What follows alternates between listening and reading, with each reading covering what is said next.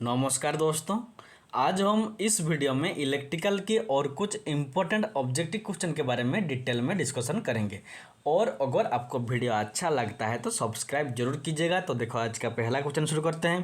पहला क्वेश्चन है the current drawn by the line due to corona losses is. देखो जब किसी भी लाइन में कोरोना लॉसेस होता है तो उसमें जो करंट ड्रॉन होता है, जो करंट होता है उसका वेव फॉर्म साइनसोडियल फॉर्म में रहता है या फिर स्क्वायर फॉर्म में रहता है या फिर उसका वेव शेप नॉन साइनसोडियल फॉर्म में रहता है या फिर नॉन ऑफ द अबव।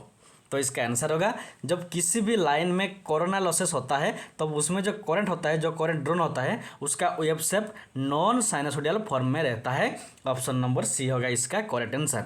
तो ये नॉन साइनसोडियल वेव फॉर्म क्या होता है, देखो ये वाला फिगर देखो, इस फिगर में ये जो रेड लाइन है ये हमारा साइनसोडियल वेव फॉर्म में है, करंट का है, और ये वोल्टेज का है, ये भी हमारा साइनसोडियल वेव फॉर्म में है। लेकिन ये वाला फिगर देखो, इसमें ये जो रेड लाइन है ये हमारा करंट का लाइन है, लेकिन ये देखो नॉन साइनसोडियल में है। देखो जब कोरोना इफेक्ट नहीं हुआ था इस लाइन में, जब कोरोना लॉसेस नहीं हुआ था तो ये साइनसोडियल वेव फॉर्म में था। लेकिन जब कोरोना लॉसेस हो गया उसके बाद देखो करंट का वेव फॉर्म कुछ ऐसा ही हो गया, और इस वेव फॉर्म को हम क्या कहते हैं, इसको हम कहते हैं नॉन साइनसोडियल वेव फॉर्म, और इसको कहते हैं साइनसोडियल वेव फॉर्म। तो ऑप्शन नंबर सी होगा इसका करेक्ट आंसर। देन देखो नेक्स्ट क्वेश्चन है, देखो नेक्स्ट क्वेश्चन है the electron in an atom moves in. देखो जो एटम होता है हम सब जानते हैं एटम के अंदर प्रोटॉन रहता है, न्यूट्रॉन रहता है और इलेक्ट्रॉन रहता है। लेकिन जो इलेक्ट्रॉन होता है वो कॉन्टिन्यूसली न्यूक्लियस के चारों तरफ मूव करता है। तो जो इलेक्ट्रॉन होता है वो स्ट्रेट लाइन में मूव करता है या फिर सर्कुलर ऑर्बिट में मूव करता है या फिर इलिप्टिकल ऑर्बिट में मूव करता है या फिर none of the above. Very very important question.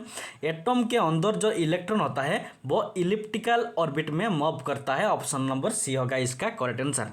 ये वाला फिगर देखो, ये हमारा एक एटम का फिगर है। इसमें ये है न्यूक्लियस, जो सेंटर में होता है वो न्यूक्लियस होता है, और ये हमारा इलेक्ट्रॉन होता है। देखो ये जो इलेक्ट्रॉन है इस ऑर्बिट में रोटेट कर रहा है, मीन्स इस वेव फॉर्म को, इस ऑर्बिट को हम क्या कहेंगे, इलिप्टिकल ऑर्बिट कहेंगे। ये वाला देखो ये भी इलिप्टिकल ऑर्बिट है और ये भी इलिप्टिकल ऑर्बिट है। तो इसीलिए जो इलेक्ट्रॉन होते हैं वो न्यूक्लियस के चारों तरफ इलिप्टिकल ऑर्बिट में मूव करते हैं। ऑप्शन नंबर सी होगा इसका करेक्ट आंसर।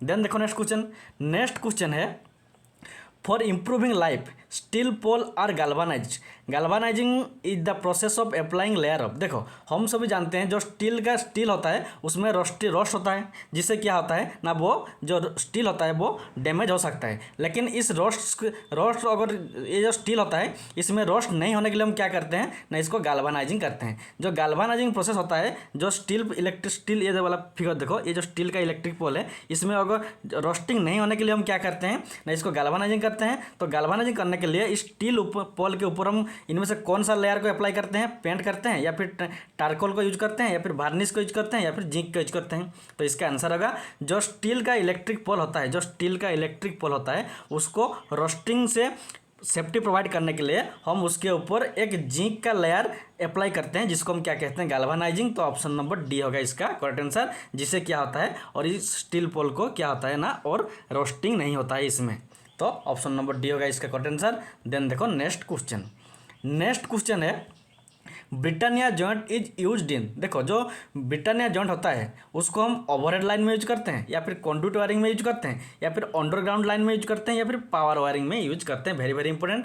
जब ब्रिटानिया जॉइंट होता है उसको हम ओवरहेड लाइन में यूज करते हैं। ऑप्शन नंबर ए होगा इसका करेक्ट आंसर। ये वाला फिगर देखो, ये होता है ब्रिटानिया जॉइंट, इधर से एक वायर आया है, इधर से इसको देखो, ये होता है ब्रिटानिया जॉइंट। और देखो ये वाला जो फिगर होता है इसको हम कहते हैं अमेरिकन ट्विस्ट जॉइंट, और ये जो फिगर होता है इसको टी जॉइंट कहते हैं। और ये जो फिर देखो डबल स्ट्रैप जॉइंट ये वाला, और ये मून रिंग जॉइंट ये वाला मून रिंग, ये आपको याद रखना होगा, वेरी वेरी इंपॉर्टेंट। और जो ब्रिटानिया जॉइंट होता है ये भी वेरी वेरी इंपॉर्टेंट, ये जॉइंट को ब्रिटानिया जॉइंट कहते हैं, इसको हम ओवरहेड लाइन में यूज करते हैं। ऑप्शन नंबर ए होगा इसका करेक्ट आंसर। और एक इंपॉर्टेंट, इसको बेयर वायर में यूज करते हैं, इसमें कोई भी इंसुलेटर नहीं होता है, बेयर वायर में ब्रिटानिया जॉइंट का यूज करते हैं ओवरहेड लाइन में। ऑप्शन नंबर ए होगा इसका करेक्ट आंसर।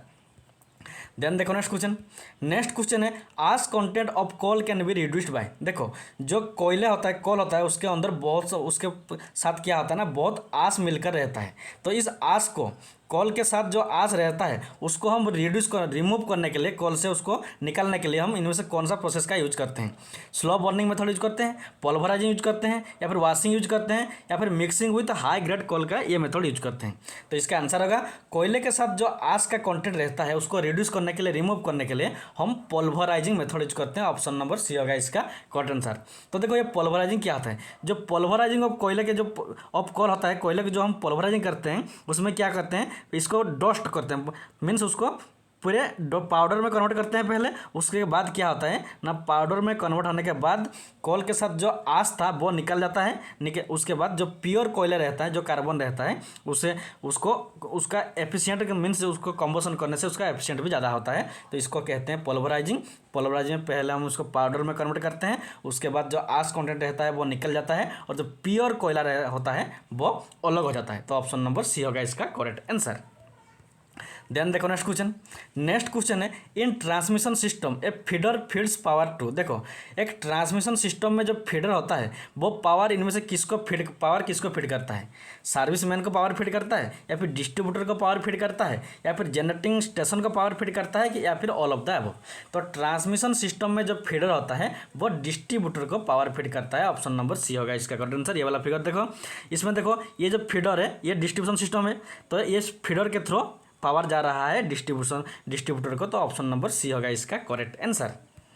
देन देखो नेक्स्ट क्वेश्चन है, a wire placed on the top of a transmission line act as. देखो ट्रांसमिशन लाइन के सबसे ऊपर टॉप में एक सिंगल वायर होता है, उसको हम फेज वायर कहते हैं, या फिर न्यूट्रल वायर कहते हैं, या फिर ट्रांसमिशन वायर कहते हैं, या फिर ग्राउंड वायर कहते हैं। तो इसका आंसर होगा जो ट्रांसमिशन लाइन के सबसे टॉप में जो सिंगल वायर ए वायर होता है उसको हम क्या कहते हैं? ग्राउंड वायर कहते हैं। Option number D is the correct answer. ये देखो ट्रांसमिशन लाइन सबसे ऊपर में ये जो सिंगल वायर है इसको ही क्या कहते हैं? ग्राउंड वायर कहते हैं। इसका काम क्या होता है? ये टोटल जो ये ट्रांसमिशन सिस्टम है, इसको जो लाइटनिंग होता है, बिजली गिरता है, उससे टोटल लाइटनिंग ये जो ट्रांसमिशन सिस्टम है इसको प्रोटेक्शन प्रोवाइड करता है। तो कैसे करता है? देखो जब बिजली गिरता है सबसे ऊपर में यह होता है, तो इसमें जो करंट वोल्टेज इसमें ज़्यादा होता है, और ये ग्राउंड के साथ कॉन्टैक्ट में टच में रहता है, तो सारे के सारे हाई वोल्टेज हाई करंट जमीन को चला जाता है, और ये जो ट्रांसमिशन लाइन रहता है ये सेव रहता है। तो इस वायर को हम क्या कहते हैं? ग्राउंड वायर कहते हैं। ऑप्शन नंबर डी होगा इसका करेक्ट आंसर। देन देखो नेक्स्ट क्वेश्चन है, the minimum height of A lamp from the ground level should be. देखो जमीन से जो लैंप होता है उसका मिनिमम हाइट कितना होना चाहिए? 2.25 मीटर होना चाहिए, या फिर 2 मीटर होना चाहिए, या फिर 1.75 मीटर होना चाहिए, या फिर 1.5 मीटर होना चाहिए? तो इसका आंसर होगा लैंप का हाइट जमीन से, हम क्वेश्चन में आता है 1.5 से लेकर 2.5 मीटर के बीच में रहना चाहिए। तो इसका आंसर होगा option number D is the correct answer. Then देखो next question, for 66 kilovolt line the number of insulator disc use. देखो 60 ट्रांसमिशन लाइन में जो 66 केवी का ट्रांसमिशन लाइन होता है उसमें हम कितना नंबर ऑफ जो इंसुलेटर होता है उसमें कितना नंबर ऑफ डिस्क रहता है? 3 डिस्क रहता है, या 5 डिस्क रहता है, या फिर 8, या फिर 12? तो इसका आंसर होगा 66 केवी के लिए हम 5 इंसुलेटर को डिस्क को यूज करते हैं। ये वाला फिगर देखो, इसमें ये हमारा 66 केवी के लिए 1 2 ये हमारा टोटल एक इंसुलेटर है, इसमें ये एक डिस्क है, ये और एक डिस्क है, ये और एक डिस्क, ये देखो डिस्क है। तो देखो ये हमारा 5 डिस्क का यूज किया जाता है।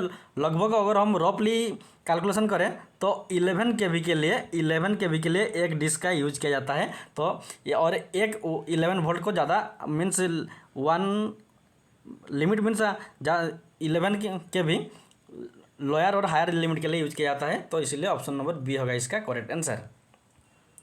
देन देखो next question, N amplifier can amplify. देखो जो एम्पलीफायर होता है वो इनमें से किसको एम्पलीफाई करता है? डीसी को, सिर्फ डीसी को एम्पलीफाई करता है, या फिर एसी डीसी दोनों को एम्पलीफाई करता है, या फिर सिर्फ एसी को ही एम्पलीफाई करता है, या फिर किसी को भी एम्पलीफाई नहीं करता है? तो देखो नाम है एम्पलीफायर मीन्स इसलिए ये इसका काम ही तो एम्पलीफाई करना होता है। तो ये देखो ये एसी को भी एम्पलीफाई करता है और डीसी को भी एम्पलीफाई करता है। तो इसलिए इसका आंसर होगा option number see the correct answer. और आज के लिए इतना ही। Thanks for watching. और अगर आपको वीडियो अच्छा लगता है तो सब्सक्राइब जरूर कीजिएगा।